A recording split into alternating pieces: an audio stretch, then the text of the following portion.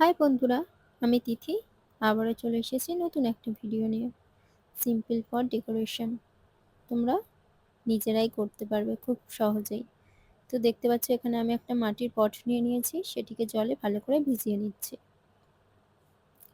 এটা কিন্তু এখন দেখতে অতটাও ভালো নয়, কিন্তু ডেকোরেশন করার পর না দেখতে খুব সুন্দর লাগে। তোমরা তোমাদের ইচ্ছা মতো ডেকোরেশন করতে পারো বিভিন্ন কালার দিয়ে। তো আমি এখানে দুটো জায়গা নিয়েছি, একটাই জল নিয়েছি আর একটাই নেব কালার। তোমরা তোমাদের ইচ্ছা মতো কালার ব্যবহার করতে পারো, যেটা আমি প্রথম থেকেই বলছি। তো ফ্ল্যাট ব্রাশ ছিল না রং করার জন্য, সেই কারণে আমি তুলির পেছনে একটু তুলো জড়িয়ে দিয়েছি, যাতে একটু সহজে রং করা যায়।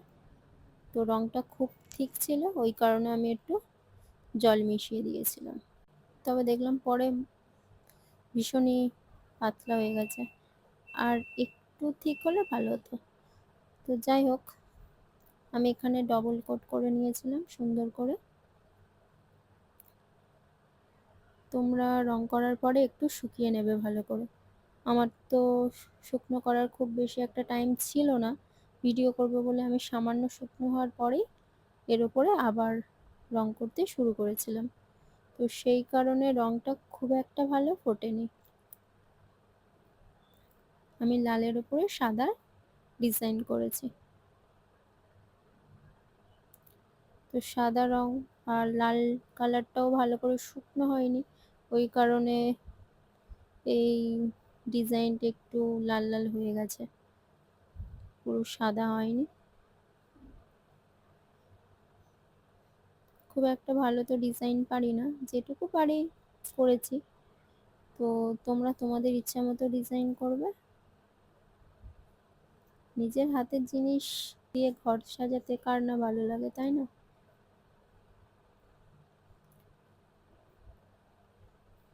তো এখানে একটা আমি ডিজাইন করে নিচ্ছি।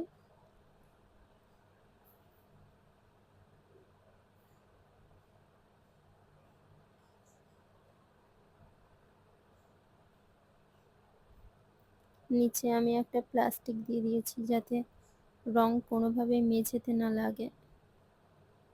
আমি এখানে না বলতেই ভুলে গিয়েছি, আমি এখানে ফেব্রিক কালার ইউজ করেছি।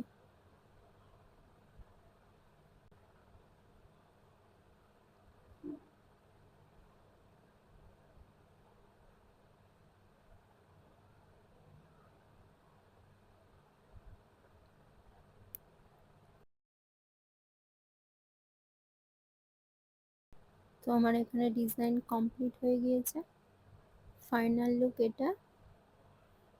এবারে শুকনো করে আমি এখানে একটা মানি প্ল্যান্টের গাছ লাগিয়েছি। জলে যখন গাছটা রেখেছিলাম খুব সতেজ ছিল, কিন্তু মাটিতে লাগানোর পরে দেখছিলাম যে একটু পাতাগুলো হলুদ হলুদ হয়ে যাচ্ছে, কালো কালো হয়ে যাচ্ছে। কিছুদিন পরে হয়তো সুন্দরভাবে গাছটা লেগে যাবে, তো নতুন লাগিয়েছি তো ওই কারণে এরকম হচ্ছে। যে কোনো পটে গাছ লাগালে কিন্তু তার সৌন্দর্য দ্বিগুণ বেড়ে যায়, তাই না? কি সুন্দর লাগছে দেখো এখন।